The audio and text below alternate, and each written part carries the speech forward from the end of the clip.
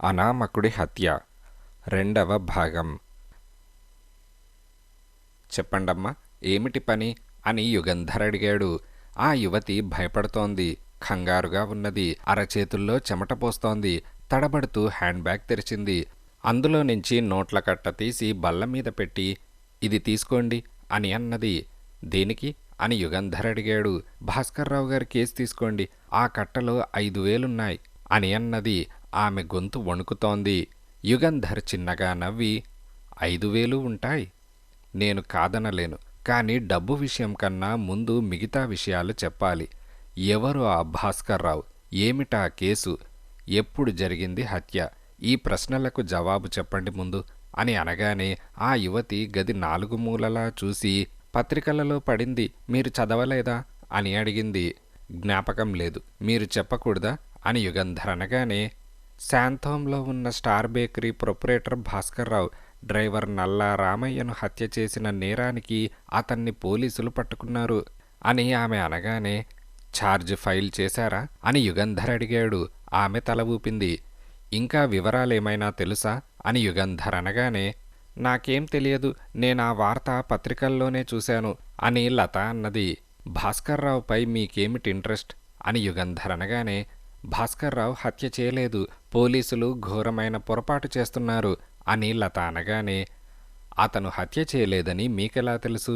హత్య జరిగిన సమయంలో మీతో ఇంకెక్కడో ఆయన ఉన్నాడా అని యుగంధర్ అనగానే, లత బెదురుతూ చూసి, లేదు లేదు, అతని తత్వం నాకు తెలుసు, హత్య చేసే మనిషి కాడు అని అన్నది. డ్రైవర్ నల్లా రామయ్యని ఎందుకు హత్య చేశాడని పోలీసుల అభిప్రాయం అని యుగంధర్ అనగానే, నాకదేమీ తెలియదు, దయచేసి ఈ కేసు తీసుకోండి, భాస్కర్రావుని విడిపించండి అని లత ఆవేదనతో అన్నది. అతనికి వివాహమైందా, పిల్లలున్నారా అని యుగంధర్ అడిగాడు. లేరు అని ఆమె అన్నది. యుగంధర్ ఆమెను పరీక్షగా చూస్తున్నాడు. ఆమెకు 25 ఏళ్లుంటాయి. గోధుమ రంగు ఒళ్ళు నున్నగా మెరుస్తోంది. ఖరీదైన బట్టలు, వేలికి ఉంగరం, 2 జతల బంగారం గాజులు, మెడలో హారం, మంగళసూత్రం పల్చని చీర పవిటలో నుంచి మెరుస్తోంది.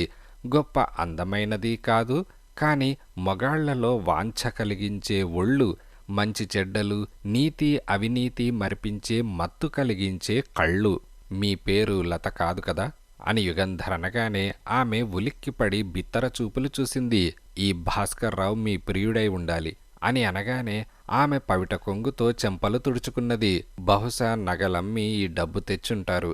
మీ భర్తకు తెలియకుండా భాస్కర్రావుని కలుసుకుంటూ ఉండాలి అని యుగంధర్ అనగానే ఆమె కంగారుగా పారిపోదామన్నట్లు తలుపు వైపు చూసింది. అతనికి సహాయం చెయ్యాలని ఉన్నది. బాహాటంగా అలా చేసేందుకు ధైర్యం చాలక ఇలా మారుపేరు చెప్పుకున్నారు, అవునా అని యుగంధర్ అడిగాడు. ఆమె మాట్లాడలేదు. ఈ హత్యతో కానీ భాస్కర్రావుతో కానీ మీకు ఏమాత్రం సంబంధం ఉన్నా పోలీసులు తెలుసుకుంటారు. అవసరమైతే ఆ విషయాలు విచారణలో బయటపెడతారు. కనుక అవి రహస్యంగా ఉంటాయని అనుకోకండి అని యుగంధర్ అన్నాడు. నా పేరు లత కాదని, నాకు వివాహమైందని, భాస్కర్రావు నా ప్రియుడని మీకెలా తెలుసు అని ఆమె నీరసంగా అన్నది. ఈ విషయాలు తెలుసుకోవడానికి గొప్ప మేధస్సు అవసరం లేదు. రాజు, నువ్వు చెప్పు అని యుగంధర్ అనగానే, మీ హ్యాండ్ బ్యాగ్ R అనే అక్షరంతో ఉన్నది. ఎవరి హ్యాండ్ బ్యాగో మీరు అరువు తెచ్చుకొని ఉండరు. మీ పేరుతో సంబంధం లేని అక్షరం ఉన్న హ్యాండ్ బ్యాగ్ కొనుక్కొని ఉండరు. లత నిజంగా మీ పేరైనట్లయితే L అనే అక్షరం ఉండేది. మీ మెడలో మంగళసూత్రం స్పష్టంగా కనపడుతోంది. కనుక మీకు వివాహమై ఉండాలి. భాస్కర్రావు అనే అతన్ని హత్య నేరానికి పోలీసులు పట్టుకున్నారని మీరు పత్రికలో చదివారు. అతనికి సహాయం చేయడానికి మీరు 5,000 రూపాయలు ఖర్చు చేయడానికి సిద్ధంగా ఉన్నారు. యుగంధర్ గారిని కలుసుకొని సహాయం చేయమని అడుగుతున్నారు. కానీ పోలీసుల వద్దకు వెళ్లి వివరాలు తెలుసుకునే స్థితిలో లేరు. భాస్కర్రావుని కలుసుకునేందుకు ప్రయత్నం చేయలేదు. పైగా అతనికి మీరు సహాయం చేయడానికి పూనుకున్నట్లు ఎవరికీ తెలియడం ఇష్టం లేక మీ అసలు పేరు కాక మారు పేరు చెప్పారు. భాస్కర్రావు మీ బంధువో స్నేహితుడో అయితే ఇంత దాపరికం అనవసరం అని రాజు ముగించాడు.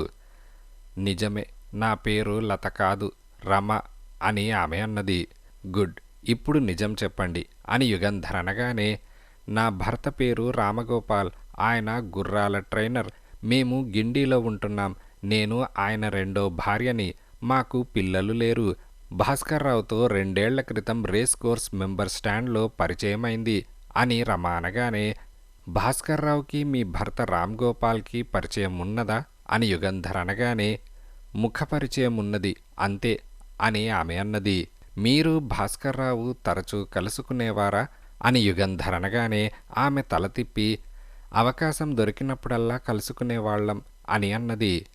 భాస్కర్రావు చేశాడన్న హత్యకి మీ ఇద్దరి స్నేహానికి సంబంధం ఉన్నదా అని యుగంధర్ అనగానే, లేదు, భాస్కర్రావు తన డ్రైవర్ నల్లా రామయ్యను హత్య చేశాడని అతన్ని అరెస్టు చేశారు అని రమ జవాబు చెప్పింది. భాస్కర్రావు ఈ హత్య చేయలేదని మీకెలా తెలుసు అని యుగంధర్ అడిగాడు. ఆమె జవాబు చెప్పేలోగా, దయచేసి నిజం చెప్పండి అని యుగంధర్ హెచ్చరించాడు. భాస్కర్రావు తత్వం నాకు తెలుసు కనుక రుజువులేమైనా ఉన్నాయా అంటే ఏమీ లేవు అని ఆమె అన్నది. యుగంధర్ కాసేపు మౌనంగా ఉండిపోయాడు. యుగంధర్ గారు, దయచేసి ఈ కేసు తీసుకోండి అని రమ ప్రాధేయపడింది. భాస్కర్రావు నిజంగానే హత్య చేశాడేమో అని యుగంధర్ అన్నాడు. చేయడని నాకు తెలుసు అని రమ అన్నది. అతను నిజంగానే హత్య చేశాడని నాకు ఎప్పుడనిపిస్తే ఆ క్షణాన దర్యాప్తు మానేస్తాను. అందుకు అంగీకరిస్తే నేనీ కేసు తీసుకుంటాను అని యుగంధర్ అన్నాడు. ఆమె తల ఊపింది. దర్యాప్తే కాదు, కేసు కోర్టుకు వెళ్తే భాస్కర్రావుని డిఫెండ్ చేయాలి, అదే షరతు మీద అని యుగంధర్ అన్నాడు. థ్యాంక్స్, నా మనస్సు ఇప్పుడు కుదుటపడింది. భాస్కర్రావు నిర్దోషని నాకు తెలుసు. నిర్దోషులను మీరు విడుదల చేయిస్తారని నాకు నమ్మకమున్నది అని రమ లేచి నిలబడింది. ఆ డబ్బుకు రసీదు తీసుకోండి. అవసరమైతే మిమ్మల్ని ఎలా కలుసుకోవడం అని యుగంధర్ అడిగాడు. రసీదు అవసరం లేదు. నన్ను మీరు కలుసుకోవాల్సిన అవసరం ఎందుకుంటుంది? అంతగా అవసరమైతే ఫోన్ చేయండి. నా ఫోన్ నెంబర్ 886321. నేను మాట్లాడే వరకు ఏమీ చెప్పకండి. నా పేరు లత కాదు, రమ అని అంటాను, అది గుర్తు అని ఆమె అన్నది. ఇదిలా ఉండగా మేజిస్ట్రేట్ కళ్ళద్దాలు సరిచేసుకుని బల్ల మీద కాగితాలు సర్దుకొని పబ్లిక్ ప్రాసిక్యూటర్ వైపు చూశాడు. తర్వాత ముద్దాయి బోన్లో నిల్చున్న భాస్కర్రావుని చూసి మళ్లీ దృష్టి ప్రాసిక్యూటర్ స్వామినాథన్ వైపు తిప్పాడు. నల్లని గౌను కుచ్చెళ్ళు నేలని పూడుస్తున్నాయి. ప్రాసిక్యూటర్ లావుగా పొట్టిగా ఉన్నాడు. రిమ్లెస్ కళ్ళద్దాలు. మేజిస్ట్రేట్కి ముద్దాయి బోన్కి మధ్య నిలబడి గొంతు సవరించుకొని, యువర్ ఆనర్, ఇది చాలా విచిత్రమైన కేసు. ముద్దాయి మీద హత్యానేరం మోపబడింది. ముద్దాయి భాస్కర్రావు తన వద్ద డ్రైవర్గా పనిచేస్తున్న నల్లా రామయ్య అనే అతన్ని బుద్ధిపూర్వకంగా హత్య చేశాడని ప్రాసిక్యూషన్ రుజువు చేస్తుంది. ముద్దాయికి నల్లా రామయ్యను హత్య చేయడానికి కారణము, అవకాశము ఉన్నాయని రుజువు చేస్తాం అని ఒకసారి ముద్దాయి వైపు తిరిగి మళ్ళీ మేజిస్ట్రేట్ని చూస్తూ, ప్రాసిక్యూషన్ సాక్ష్యమంతా సూచనపూర్వకమైన సాక్ష్యమే అని డిఫెన్స్ వాదించవచ్చు. ఎప్పుడో చాలా అరుదుగా హత్యా నేరాలకు ప్రత్యక్ష సాక్ష్యం దొరుకుతుంది. సాధారణంగా దోష నిర్ణయం సూచనాపూర్వకమైన సాక్ష్యం ఆధారంగా తీసుకునే నిర్ణయింపబడుతుంది కదా అని చిన్నగా దగ్గి, ఈ కేసులో కార్పస్ డిలెక్టీ రుజువు చేయవలసిన బాధ్యత మాది, అంటే ప్రాసిక్యూషన్ది. శవం లేనిదే హత్య కేసు ఉండదని కొందరు అభిప్రాయపడతారు. కార్పస్ డిలెక్టీ రుజువుపరచడానికి శవం ఉండవలసిన అవసరం లేదు. ఒక మనిషి చనిపోయినట్లు నిరూపించే సాక్ష్యం ఉంటే చాలు. కార్పస్ డిలెక్టీని గురించి ఇప్పటికీ ఆపేసి అసలు విషయానికి వస్తాను. అక్టోబర్ 14వ తేదీ రాత్రి 1 గంటకు పూర్వం ముద్దాయి భాస్కర్రావు తన డ్రైవర్ నల్లా రామయ్యను హత్య చేశాడని ప్రాసిక్యూషన్ అభియోగం. నల్లా రామయ్య ముద్దాయి వద్ద డ్రైవర్ ఉద్యోగంలో ఉండేవాడు. అతను ముద్దాయి భాస్కర్రావుని బ్లాక్మెయిల్ చేసి డబ్బు గుంజుకుంటున్నాడని, ముద్దాయి పక్కలో బల్లెంగా తయారయ్యాడని, ముద్దాయి భాస్కర్రావు హతుడు నల్లా రామయ్యకు లంచంగా డబ్బు ముట్టజెప్పేవాడని, అక్టోబర్ 14వ తేదీ రాత్రి వీరిద్దరికీ సంఘర్షణ జరిగిందని, అప్పుడు ముద్దాయి నల్లా రామయ్యను హత్య చేశాడని ప్రాసిక్యూషన్ రుజువు చేస్తుంది. కోర్టు హాల్లో సూది పడితే చప్పుడయ్యేటంత నిశ్శబ్దం ఏర్పడింది. ప్రేక్షకుల బెంచీలు కిక్కిరిసిపోయాయి. బోన్లో నిల్చున్న భాస్కర్రావు చెవులు 2 కళ్ళు 2 ప్రాసిక్యూటర్కి ఒప్పజెప్పి శ్రద్ధగా వింటున్నాడు. డిఫెన్స్ వకీలు బల్ల దగ్గర కూర్చున్న డిటెక్టివ్ యుగంధర్, అతని అసిస్టెంట్ రాజు కూడా ప్రాసిక్యూటర్ ప్రారంభోపన్యాసం శ్రద్ధగా వింటున్నారు. అక్టోబర్ 14వ తేదీ రాత్రి 1 గంటకు పూర్వం ముద్దాయి భాస్కర్రావు నల్లా రామయ్యను హత్య చేసి అతని శవాన్ని ముక్కలు ముక్కలుగా కోసేశాడు. శవం లేకుండా చేయడానికి, ఆ ముక్కలు తగలపెట్టడానికి పూనుకున్నాడు. హత్యకు సంబంధించిన సాక్ష్యం లేకుండా చేయడానికి ప్రయత్నించాడు. కానీ పోలీసులు 1 గంట ప్రాంతాల్లో అతనింటికి వెళ్లడం వల్ల హత్య జరిగిందనే నిదర్శనాలు పూర్తిగా రూపుమాపేందుకు ముద్దాయికి అవకాశం లేకపోయింది. ఈ విషయాలు రుజువు చేసే సాక్ష్యం ప్రాసిక్యూటర్ ప్రవేశపెడుతుంది. శవం లేకపోయినా నల్లా రామయ్య అనే అతను హత్య చేయబడ్డాడని రుజువు చేస్తాం అని ప్రాసిక్యూటర్ ప్రారంభోపన్యాసం ముగించాడు. ఇదిలా ఉండగా భాస్కర్రావు యుగంధర్కి ఎదురుగా కూర్చోగానే ఆ గదిలో నుంచి వార్డర్ వెళ్ళిపోయాడు. యుగంధర్ భాస్కర్రావుని తదేకంగా నిమిషం పాటు చూశాడు. యుగంధర్ తనను పరీక్షగా చూస్తున్నాడని భాస్కర్రావుకి తెలుసు. భాస్కర్రావు నిట్టూర్చాడు. భాస్కర్రావు, శవమనేది లేకపోయినా పోలీసులు నీ మీద ఛార్జ్ ఫైల్ చేసి కేసు విచారణకు తీసుకువచ్చారంటే చాలా బలమైన కేసే ఉండి ఉండాలి. కనుక ఇప్పుడైనా నువ్వు నిజం చెప్పు, అసలేం జరిగింది అని యుగంధర్ అడిగాడు. మీకు నిజమే చెప్పాను. నాకు తెలిసినంతవరకు నిజం చెప్పాను. నాకు తెలియని విషయాలు ఎలా చెప్పను అని భాస్కర్రావు అనగానే, నల్లా రామయ్య నిన్ను బ్లాక్మెయిల్ చేసేవాడా అని యుగంధర్ అన్నాడు. లేదు అని భాస్కర్రావు అనగానే, అతనికి నువ్వు డబ్బిచ్చేవాడివా అని యుగంధర్ అనగానే, జీతమిచ్చేవాణ్ణి అంతే అని భాస్కర్రావు అన్నాడు. రామయ్య నీ వద్ద డ్రైవర్గా చేరకముందు నీకు అతనికి పరిచయం ఉండేదా అని యుగంధర్ అనగానే, లేదు, అతను డ్రైవ్ చేసిన టాక్సీ ఎక్కాను, అదే అతనితో మొదటిసారి పరిచయం అని భాస్కర్రావు అనగానే యుగంధర్ కళ్ళు మూసుకున్నాడు. 2 నిమిషాలు ఆలోచించి, అక్టోబర్ 14వ తేదీ రాత్రి ఏం జరిగింది చెప్పు అని అడిగాడు. ఇంతకు ముందు 2 సార్లు చెప్పానుగా అని భాస్కర్రావు విసుగ్గా అన్నాడు. అవును, మళ్ళీ చెప్పు అని యుగంధర్ అనగానే, రోజంతా చాలా పనిలో అలసిపోయాను.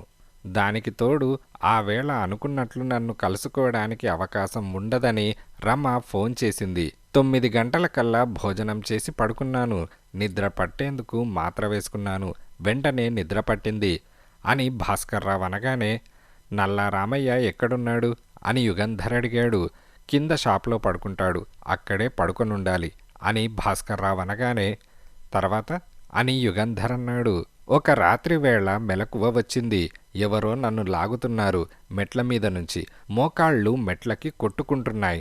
2 భుజాలు పట్టుకొని లాగుతున్నారు. విడిపించుకొని నిలబడడానికి ప్రయత్నించాను. దొంగలేమోనని అరవబోయాను. నోరు నొక్కేశారు. తల మీద గట్టిగా కొట్టారు. నాకు స్పృహ పోయిందనుకుంటాను. ఆ తర్వాత జ్ఞాపకం లేదు. చెవులు చిల్లులు పడేటట్లు కాలింగ్ బెల్ చప్పుడు వినిపించి కళ్ళు తెరిచాను. చీకటిగా ఉన్నది. లేచి దీపం వెలిగించాను. పొయ్యి గదిలో పడుకున్నాను. అక్కడ ఎందుకు పడుకున్నాను, ఎలా వచ్చాను, డ్రైవర్ నల్లా రామయ్య ఏడి అని ఆలోచిస్తూ అలాగే నిల్చున్నాను. తలుపు దబదబ చప్పుడైంది. తలుపు విరగ్గొడుతున్నట్లు చప్పుడు. వెళ్ళి తలుపు తీశాను. పోలీసులున్నారు. ఏవో ప్రశ్నలు అడిగారు. ఏదో మత్తు. మాత్ర వల్లో దెబ్బ వల్లో నాకు తెలియదు. ఆలోచించి సరిగ్గా జవాబులు చెప్పే స్థితిలో లేను. వాళ్ళడిగిన ప్రశ్నలు సరిగ్గా అర్థం కాలేదు. ఇల్లు వెతుకుతామన్నారు. వెతకమన్నాను. కాసేపటికి నన్ను పోలీస్ వ్యాన్ ఎక్కమన్నారు. కమిషనర్ ఆఫీస్కి తీసుకెళ్లారు. ఏం జరిగిందని అడిగారు. ఇప్పుడు మీకు చెప్పిన విషయాలే చెప్పాను. నన్ను లాకప్లో ఉంచారు. నల్లా రామయ్యను హత్య చేశానని ఒప్పుకోమని మర్నాడు చెప్పారు. అంతే అని భాస్కర్రావు అనగానే, మీకు రమకి ఉన్న స్నేహం గురించి నల్లా రామయ్యకు తెలుసా అని యుగంధర్ అడిగాడు. తెలుసు అని భాస్కర్రావు అనగానే, మీరామెను కలుసుకునేందుకు వెళ్ళేటప్పుడు అతనే మీ కార్ డ్రైవ్ చేసేవాడా అని అడిగాడు. అవును అని భాస్కర్రావు అనగానే, ఆమె వివాహితురాలని అతనికి తెలుసా అని యుగంధర్ అనగానే, తెలుసు అని భాస్కర్రావు అన్నాడు. మరి బ్లాక్మెయిల్ చేయలేదా అని యుగంధర్ అనగానే, లేదు అని భాస్కర్రావు అన్నాడు.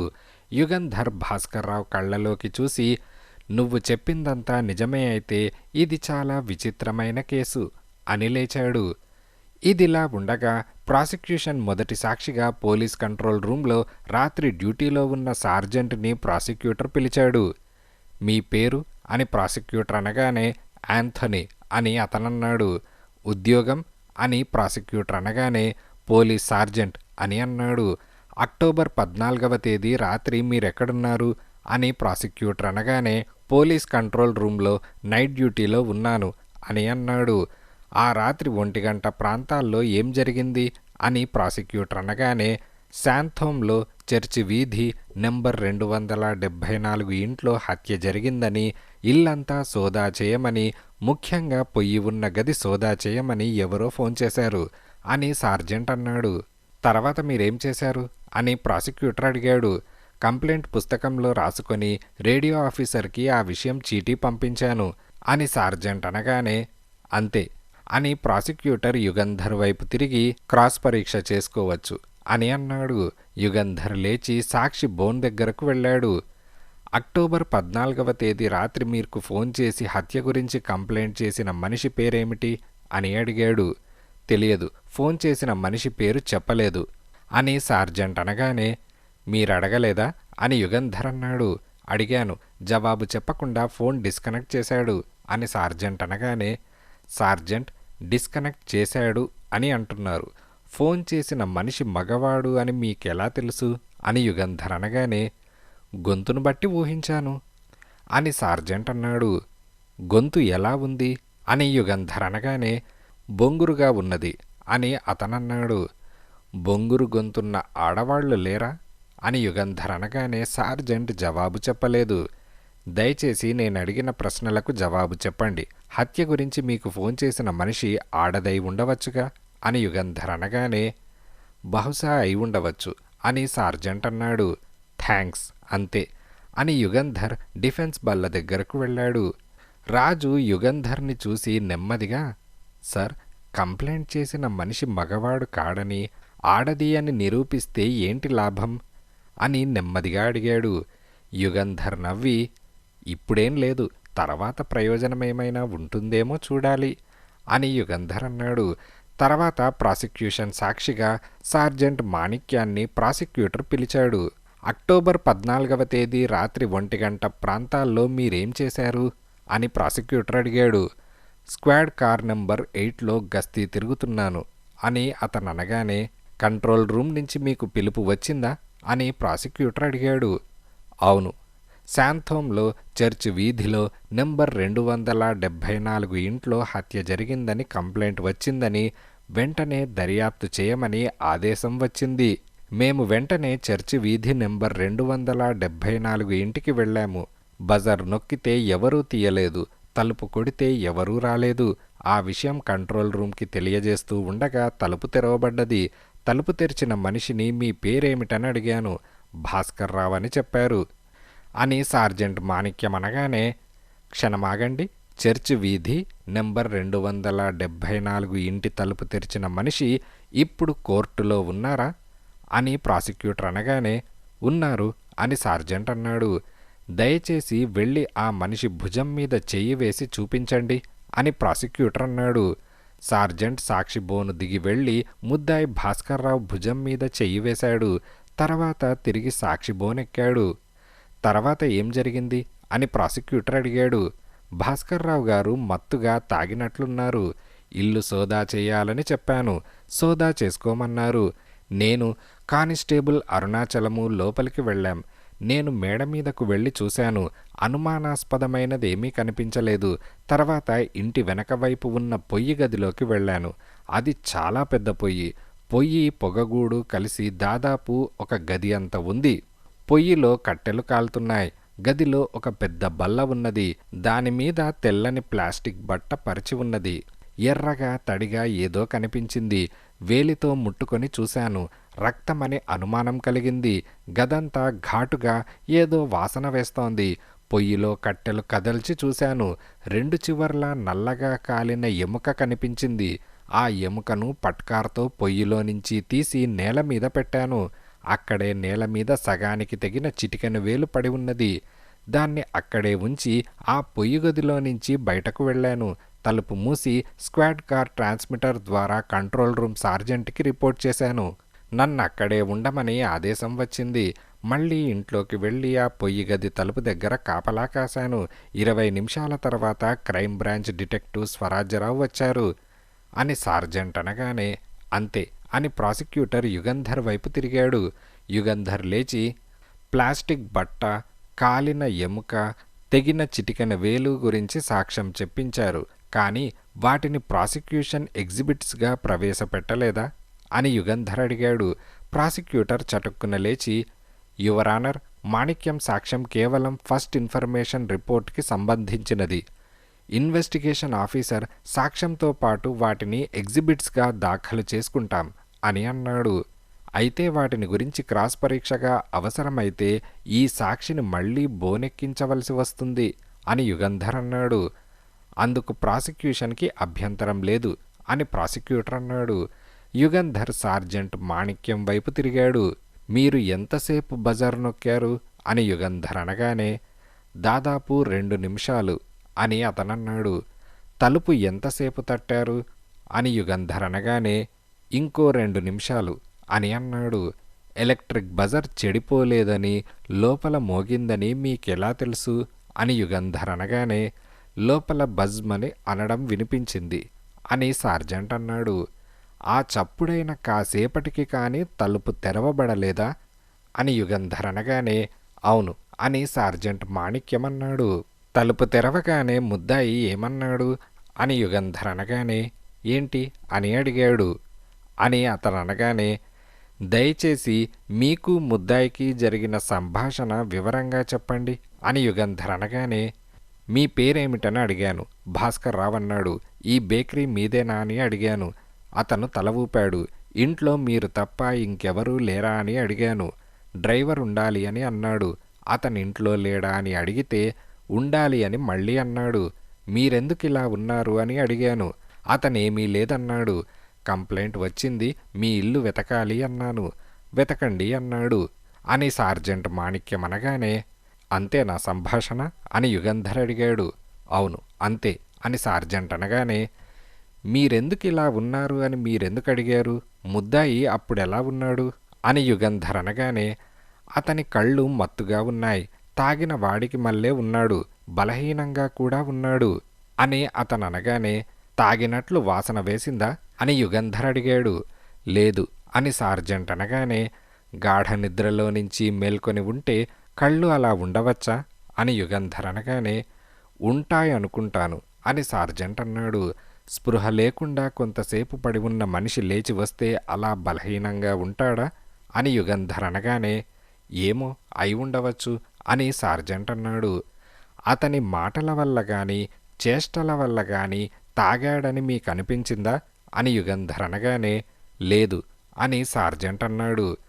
సార్జెంట్, ముద్దాయి భాస్కర్ రావు ఆ ఇంట్లో స్పృహ లేకుండా పడి ఉంటే మీరు తలుపు తట్టి చేసిన గోలకి స్పృహ వచ్చి తలుపు తీసి ఉంటే మత్తుగా ఉండవచ్చుగా అని యుగంధర్ అన్నాడు. అవును అని సార్జెంట్ అన్నాడు. ఇంట్లో ఎవరు ఉన్నారంటే డ్రైవర్ ఉండాలని తనే చెప్పాడా అని యుగంధర్ అనగానే, అవును అని అన్నాడు. మీరడిగినదే చెప్పాడా అని యుగంధర్ అనగానే, అవును అని అతనన్నాడు. ఇల్లు వెతుకుతానంటే అభ్యంతరం చెప్పాడా అని యుగంధర్ అనగానే, లేదు అని సార్జెంట్ అన్నాడు. వారెంట్ తీసుకురానిదే వెతకడానికి వీల్లేదు అంటే మీరేం చేసేవారు అని యుగంధర్ అన్నాడు. కంట్రోల్ రూమ్కి రిపోర్ట్ చేసేవాణ్ణి అని సార్జెంట్ అన్నాడు. భాస్కర్ రావుని కస్టడీలోకి తీసుకునేవారు కాదు కదా అని యుగంధర్ అనగానే, తీసుకోము, ఛార్జ్ ఏమీ లేదు అని సార్జెంట్ అన్నాడు. వచ్చిన కంప్లైంట్ కూడా అనామకుణ్ణించి వచ్చింది కనుక ముద్దాయి తలుపు మూసుకొనుంటే ముయ్యడానికి వీలు లేదని అభ్యంతరం చెప్పేవారా అని యుగంధర్ అనగానే, చెప్పము, ఆ అధికారం లేదు అని సార్జెంట్ అన్నాడు. కనుక ముద్దాయి తనకై తాను మీకు తన ఇల్లు వెతకడానికి అనుమతి ఇవ్వని పక్షంలో అతను తలుపు మూసుకొని పొయ్యి గదిలోకి వెళ్ళి ఆ ప్లాస్టిక్ బట్ట కడిగేసి తెగిన చిటికెన వేలు ఫ్లష్ అవుట్లో పారేసి పొయ్యిలో కాలుతున్న ఎముక తీసి ఉండవచ్చా అని యుగంధర్ అనగానే, యువర్ ఆనర్, అభ్యంతరం చెబుతున్నాను. ముద్దాయి భాస్కర్రావు ఏం చేసి ఉండేవాడో సాక్షిని ఊహించి చెప్పమని అడగడం అభ్యంతరకరమైన ప్రశ్న అని ప్రాసిక్యూటర్ అన్నాడు. అభ్యంతరం అంగీకరిస్తున్నాను. సాక్షి జవాబు చెప్పవలసిన అవసరం లేదు అని మ్యాజిస్ట్రేట్ అనగానే యుగంధర్ చిన్నగా నవ్వి అంతే యువర్ ఆనర్ అని అన్నాడు. మ్యాజిస్ట్రేట్ గోడ గడియారం చూసి మధ్యాహ్న భోజన విరామానికి కోర్టు వాయిదా వేశాడు. ఇదిలా ఉండగా, సార్, సార్జెంట్ మాణిక్యాన్ని క్రాస్ పరీక్ష చేశారు కదా, మరి ఏం తేలింది అని రాజు అడిగాడు. భాస్కర్రావు అంతవరకు నిజమే చెప్పాడని అని యుగంధర్ అనగానే, అవును, ఆలోచిస్తే ఆశ్చర్యంగానే ఉంటుంది. భాస్కర్రావు నల్లా రామయ్యను హత్య చేసి అతని శవాన్ని ముక్కలు ముక్కలుగా కోసి అక్కడే తగలపెడుతున్నాడనే అనుకుందాం. అంత రాక్షసత్వం, అంత జాగ్రత్త ఉన్న భాస్కర్రావు పోలీసులు తలుపు తడితే ఎందుకు తీస్తాడు అని రాజు అన్నాడు. తలుపు తీయకపోతే విరగ్గొడతారేమోనని భయపడి తలుపు తీశాడని వాదిస్తారు. అయినా ఈ నల్లా రామయ్య అసలెవరు? ఏ ఊరు నుంచి వచ్చాడు? అతనికి బంధువులెవరైనా ఉన్నారా? ఈ విషయం నువ్వు ఆరా తీయాలి రాజు అని యుగంధర్ అనగానే, ఆ విషయాలన్నీ ప్రాసిక్యూషన్ కోర్టులో బయటపెట్టదు అని రాజు అడిగాడు. ఏమో, కేసుకు సంబంధించిన వివరాలు మాత్రం బయటపెడతారు. మన పని మనం చేయాలి అని యుగంధర్ అన్నాడు. ఇప్పుడే బయలుదేరనా అని రాజు అనగానే, అవును, త్వరగా వివరాలు సేకరించు అని చెప్పి యుగంధర్ చేతి గడియారం చూసుకొని విచారణ ప్రారంభిస్తారు, వెళ్ళాలి అని లేచాడు. ఇదిలా ఉండగా కోర్టు గుమాస్తా detective inspector Swarajarao, detective inspector Swarajarao, detective inspector Swarajarao అని కేకేశాడు.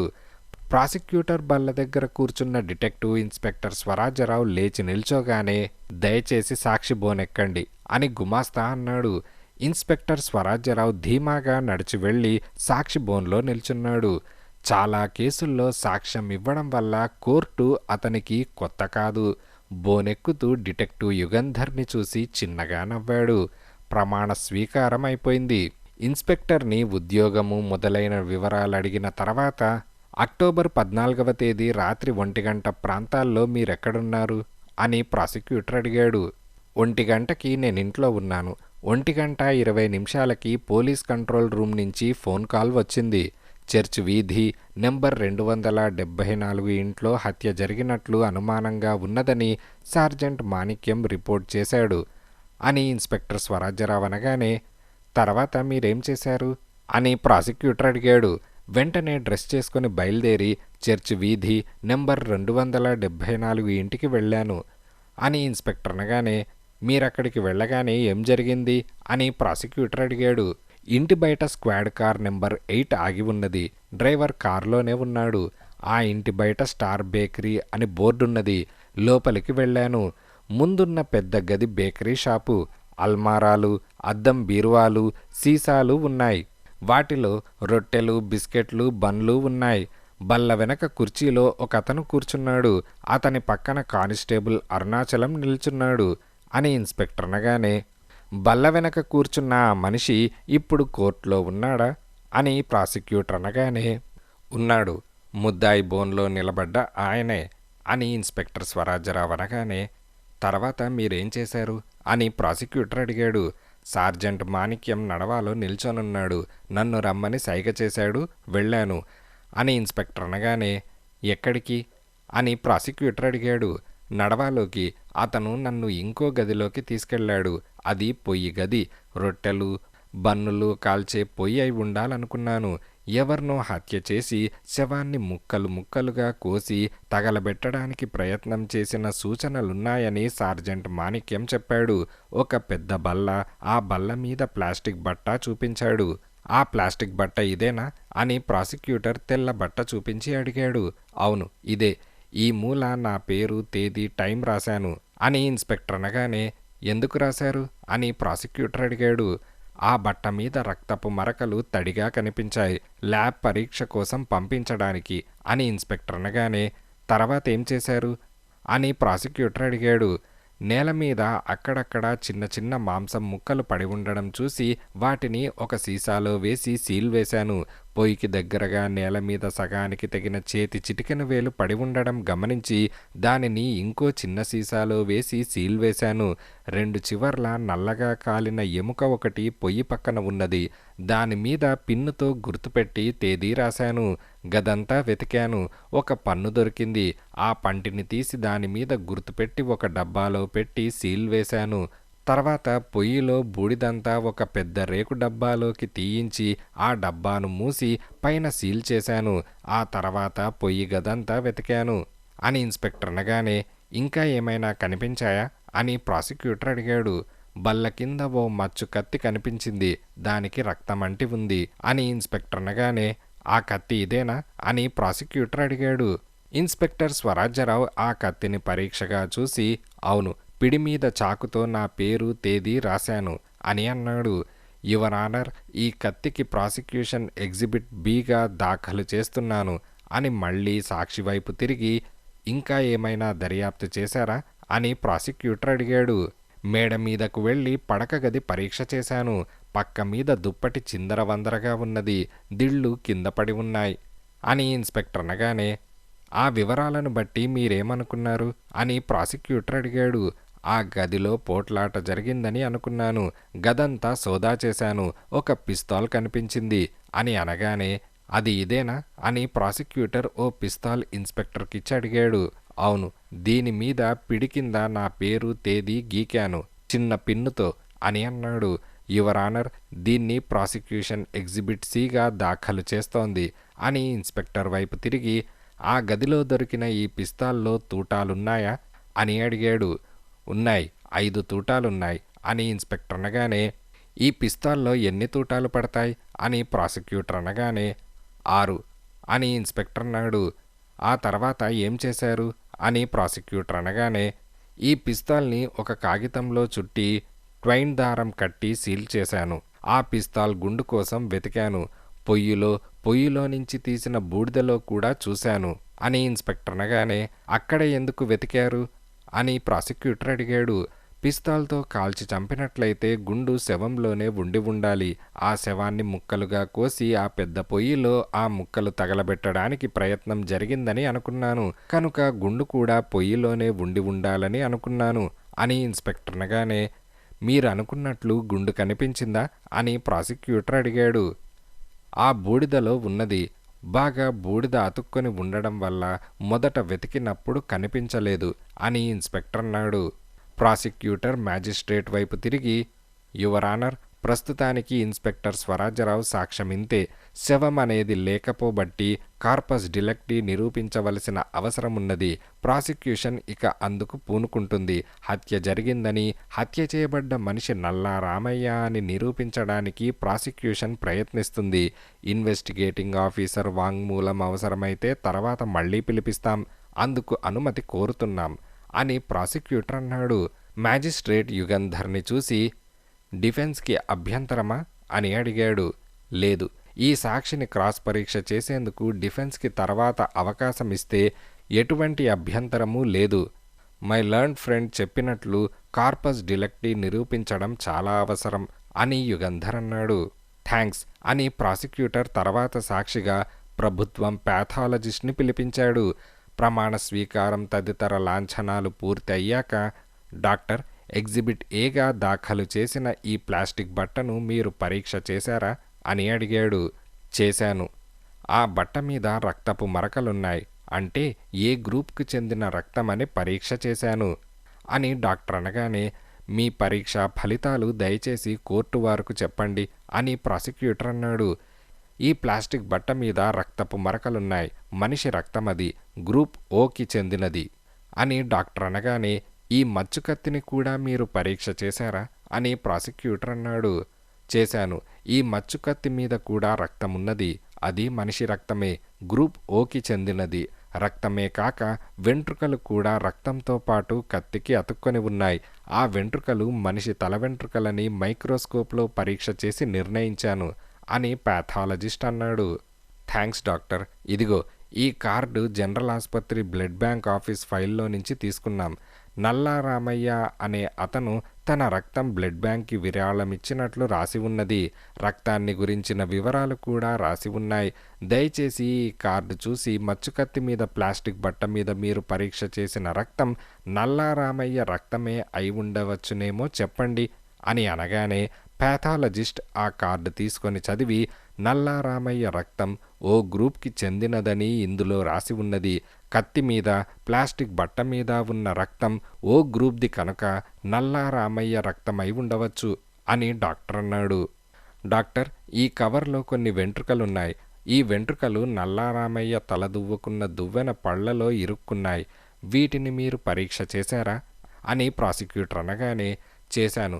మచ్చు కత్తికి అతుక్కున్న తల వెంట్రుకలు, ఈ వెంట్రుకలు ఒక మనిషి తల మీదవేనని నిర్ణయించాను అని డాక్టర్ అన్నాడు. ఆ విధంగా మీరు ఎలా నిర్ణయించగలిగారో చెప్పగలరా అని ప్రాసిక్యూటర్ అడిగాడు. వెంటనే ప్యాథాలజిస్ట్ సాక్షి బోను దిగి పక్కన బల్ల మీద ఉన్న ప్రొజెక్టర్ స్విచ్ నొక్కాడు. ఎదురుగా తెర మీద పెద్ద బొమ్మ పడింది. వెంట్రుకను కత్తిరించిన తర్వాత మధ్య వలయాకారంలో ఉన్న భాగమది. అలాంటివి 2 విడివిడిగా పక్కపక్కనే ఉన్నాయి. ఒకటి మచ్చుకత్తి మీద వెంట్రుక అని, రెండోది దువ్వెనలో వెంట్రుక అని. రెంటికి సెల్యులార్ కన్స్ట్రక్షన్లో ఉన్న పోలికలు, ఇతర పోలికలు డాక్టర్ వివరంగా చెప్పాడు. ప్రాసిక్యూటర్ తృప్తిగా ఒకసారి కోర్టులో జనాన్ని చూసి, డాక్టర్, ఈ డబ్బాలో ఉన్నది ఏమిటి? మీరు ఈ డబ్బా మీద సంతకం పెట్టి మీ ముద్ర వేశారా అని అడిగాడు. బూడిద, పొయ్యిలో కాలిన బూడిద, పొయ్యి అడుగున గీతగా వచ్చే సిమెంట్ పెచ్చులు, సగం కాలిన కర్ర ముక్కలు, నూనె, టర్పెంటైన్ మొదలైనవి. ఇవి కాక మనిషి రక్తం సూచనలు అని డాక్టర్ అనగానే, అలాగా, ఆ రక్తం ఏ గ్రూప్కి చెందిందో నిర్ణయించారా అని ప్రాసిక్యూటర్ అనగానే, నిర్ణయించాను, గ్రూప్ ఓకి చెందినది అని డాక్టర్ అన్నాడు. డాక్టర్, ఈ సీసా చూడండి. ఈ సీసాలో మురికిగా ఉన్న నీళ్లున్నాయి. ఈ నీళ్లు ముద్దాయి ఇంటి పొయ్యి గదిలో తూములోనివని ఇన్వెస్టిగేటింగ్ ఆఫీసర్ చెప్పాడు. ఈ నీళ్లను మీరు పరీక్ష చేశారా అని ప్రాసిక్యూటర్ అనగానే, చేశాను. మట్టి, సబ్బు, బ్రష్ల వెంట్రుకలు, మనిషి రక్తం అని ప్యాథాలజిస్ట్ అన్నాడు. ఆహా, ఆ రక్తం ఏ గ్రూప్కి చెందినది అని ప్రాసిక్యూటర్ అనగానే, గ్రూప్ ఓకి చెందినది అని అన్నాడు. ఎగ్జిబిట్ ఏగా దాఖలు చేసిన ఈ డబ్బాలో బూడిద ఉందన్నారు. ఈ బూడిదను మీరు పరీక్ష చేశారా? చేసి ఉంటే మీ పరీక్షా ఫలితాలు చెప్పండి అని ప్రాసిక్యూటర్ అనగానే, ప్యాథాలజిస్ట్ జేబులో నుంచి ఓ కాగితం తీసి చదివాడు. అవి అన్నీ సాంకేతిక పదాలు. చదవడం పూర్తయ్యాక ప్రాసిక్యూటర్ చిన్నగా నవ్వి, క్షమించాలి, ఆ మాటలేవి నాకు అర్థం కాలేదు. దయచేసి మాకు అర్థమయ్యేటట్లు చెప్పగలరా అని అడిగాడు. బొగ్గు మసి, కట్టెల మసి, దూది మసి కూడా ఉన్నది. అవి కాక ప్రోటీన్లకు సంబంధించిన మసి కూడా ఉన్నది అని డాక్టర్ అనగానే, అంటే మనిషి మాంసం మసి అయి ఉండవచ్చాది అని ప్రాసిక్యూటర్ అన్నాడు. అవును అని ప్యాథాలజిస్ట్ అనగానే, కోర్టులో అందరూ కొన్ని క్షణాల పాటు ఊపిరి బిగబట్టారు.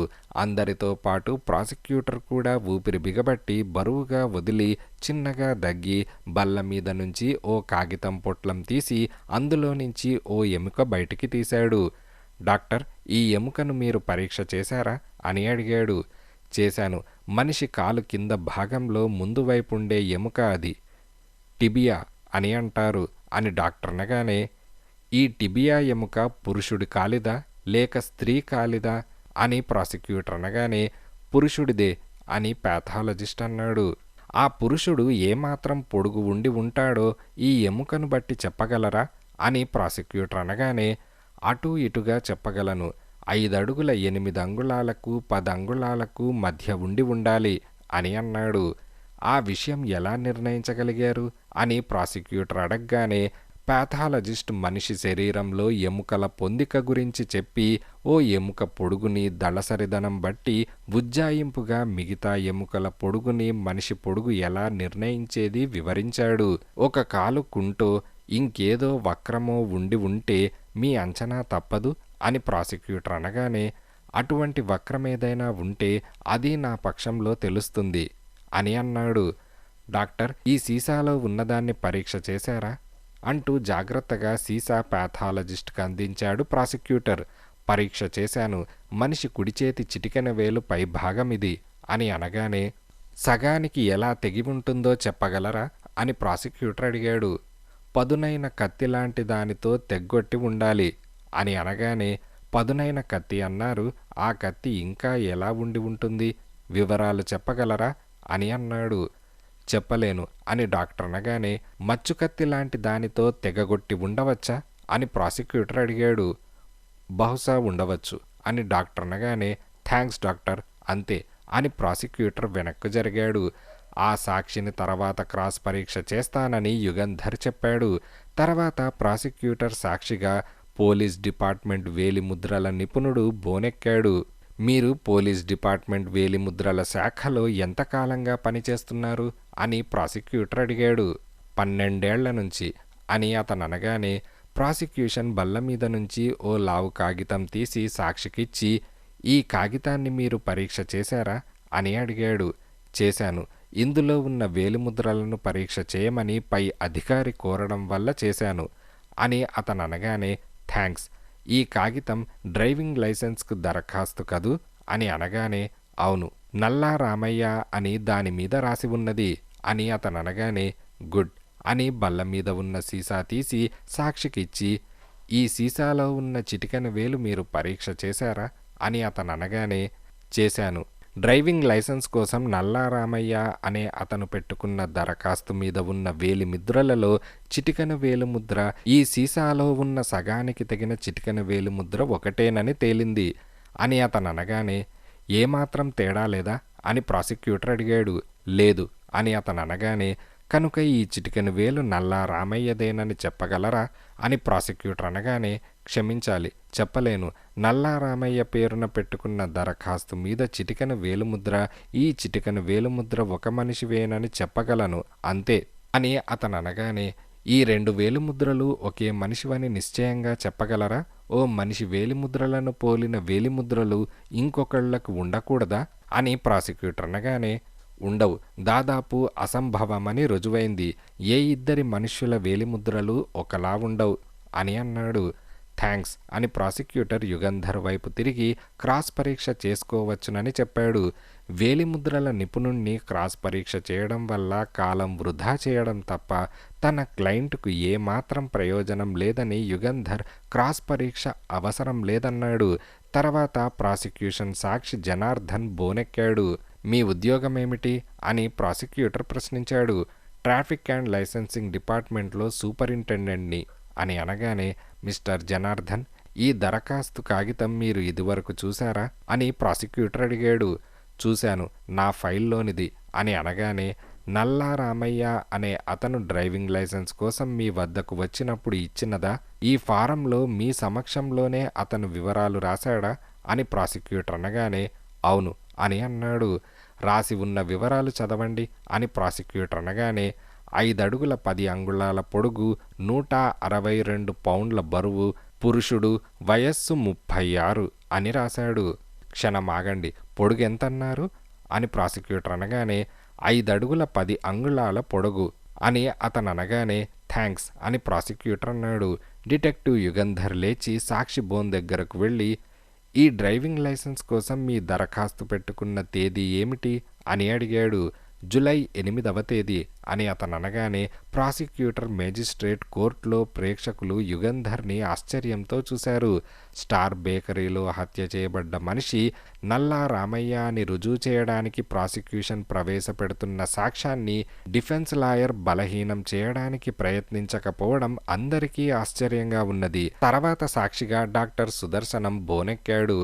ప్రమాణ స్వీకారం పూర్తయిన తర్వాత, మీ వృత్తి అని ప్రాసిక్యూటర్ అడిగాడు. డెంటిస్ట్ని, పళ్ళ డాక్టర్ని అని అనగానే, ప్రాసిక్యూటర్ ఓ పన్నును సాక్షికి ఇచ్చి, ఎగ్జిబిట్ సిగా దాఖలు చేయబడ్డ ఈ పన్నుని మీరు ఇదివరకు ఎప్పుడైనా చూశారా అని అడిగాడు. చూశాను, నిజానికి ఈ పన్ను తయారు చేసింది నేనే అని డాక్టర్ సుదర్శనం అనగానే, దయచేసి వివరంగా చెప్పండి అని ప్రాసిక్యూటర్ అడిగాడు. కొన్ని నెలల క్రితం ఒక అతను అని అతను అంటూ ఉండగానే, క్షమించండి, కొన్ని నెలల క్రితం అన్నారు, తేదీ చెప్పగలరా అని ప్రాసిక్యూటర్ అడిగాడు. అని జేబులో నుంచి డైరీ తీసి చూసి, జూలై 12వ తేదీన ఒక అతను నా కన్సల్టింగ్ రూంలోకి వచ్చాడు. తన పేరు నల్లా రామయ్య అని పన్ను కట్టించుకోవాలని చెప్పాడు. 20 రూపాయలు అవుతుందని, వారం రోజులు పడుతుందని చెప్పాను. సరేనన్నాడు. సరిగ్గా వారం రోజుల తర్వాత అంటే జూలై 19వ తేదీ ఉదయమే అతను వచ్చాడు. పన్ను పెట్టి చూశాను. సరిగ్గా ఉన్నది. పన్ను పెట్టుకొని వెళ్ళిపోయాడు అని డాక్టర్ సుదర్శనం అనగానే, డాక్టర్, ఈ పన్ను మీరు నల్లా రామయ్యకు చేసి ఇచ్చిన పన్నే అని ఎలా నిశ్చయంగా చెప్పగలరు అని ప్రాసిక్యూటర్ అడిగాడు. కొలతలను బట్టి, రంగును బట్టి అని అనగానే, అందరి పళ్ళు ఒక రకంగానే ఉంటాయి కదూ అని అనగానే, కాదు, ఒక్కొక్కప్పుడు చూడ్డానికి ఇద్దరి మనుష్యుల పళ్ళు ఒకే రకంగా ఉన్నా చిగుళ్ళ దగ్గర, అంచులలో చాలా తేడాలుంటాయి. అలాగే రంగులో కూడా తేడా ఉంటుంది. నల్లా రామయ్య మిగతా పళ్లతో కలిసిపోయి కట్టించుకున్న పన్ను అది అని తెలియకుండా ఉండేందుకు మిగతా పళ్ల రంగులో ఈ పన్ను తయారు చేశాను. నా వద్ద ఈ పన్ను కొలతలు విపులంగా చార్ట్ ఉన్నది. దాన్ని బట్టి చెప్పాను అని డాక్టర్ సుదర్శనం అనగానే, డాక్టర్, ఈ పన్ను మీరు తయారు చేసిందే అని మీకు అనుమానం ఎప్పుడు కలిగింది అని ప్రాసిక్యూటర్ అనగానే, నల్లా రామయ్య అనే అతను హత్య చేయబడ్డాడని పత్రికల్లో చదివాను. నల్లా రామయ్య రక్తం నేను పరీక్ష చేశాను. అందువల్ల పోలీసులకు ఐడెంటిఫికేషన్లో సహాయపడగలనేమో అని నేనే క్రైమ్ బ్రాంచ్కి ఫోన్ చేశాను. అప్పుడు పన్ను గురించి చెప్పారు అని డాక్టర్ సుదర్శనం అన్నాడు. ఈ విధంగా పోలీసులకు మీరు సహాయపడినందుకు ధన్యవాదాలు. నల్లా రామయ్య రక్తం పరీక్ష చేశానన్నారు, ఎందుకు అని అనగానే, సర్జరీ అవసరమైతే రక్తం ఎక్కించవలసి వస్తే అలాంటి అనుమానాలు రావచ్చునేమోనని నేను ప్రతి పేషెంట్ రక్తం తీసుకొని పరీక్ష చేసి ఏ గ్రూప్కి చెందినది నేను ముందే రాసి పెట్టుకుంటాను అని డాక్టర్ అన్నాడు. మీ వద్దకు వచ్చిన నల్లా రామయ్య రక్తం ఏ గ్రూప్కి చెందినది అని ప్రాసిక్యూటర్ అన్నాడు. అందరూ చెవులు రెక్కించుకొని కళ్ళప్పగించి బోనులో నిల్చున్న డాక్టర్ని చూస్తున్నారు. గ్రూప్ ఓ అని డాక్టర్ అనగానే, థ్యాంక్స్ అని ప్రాసిక్యూటర్ తన బల్ల దగ్గరకు వెళ్ళాడు. ఇదిలా ఉండగా, ఇంతవరకు కేసు ఎవరి పక్షం మొగ్గుతోంది అని రమ అడిగింది. డిటెక్టివ్ యుగంధర్ రివాల్వింగ్ కుర్చీలో బాగా వెనక్కు జారిగిలబడి, మీకేమనిపిస్తుంది అని ఎదురు ప్రశ్న వేశాడు. రమ యుగంధర్ని దీనంగా చూసి, నల్లా రామయ్య అనే అతను హత్య చేయబడ్డాడని రుజువు చేసింది ప్రాసిక్యూషన్ అని అన్నది. యుగంధర్ అవునని తల ఊపాడు. ఆ మాత్రం బలమైన సాక్ష్యం లేకపోతే అసలు కేసు పెట్టేవాళ్లు కారు. శవం లేనప్పుడు హత్య జరిగిందని రుజువు చేయడం, హత్య చేయబడ్డ మనిషి ఫలానా మనిషి అని రుజువు చేయడం సామాన్యంగా చాలా కష్టం. ఈ కేసులో ప్రాసిక్యూషన్కి ఆ కష్టమేమీ లేకుండా పోయింది అని యుగంధర్ అనగానే, రమ యుగంధర్ని సూటిగా కళ్ళలోకి చూసి, మీ అభిప్రాయం ఏమిటో చెప్పలేదు, భాస్కర్ రావు విడుదలయ్యే అవకాశం ఉన్నదా అని అడిగింది. ఇప్పుడే ఎలా చెప్పడం? ఇంకా ఉంది.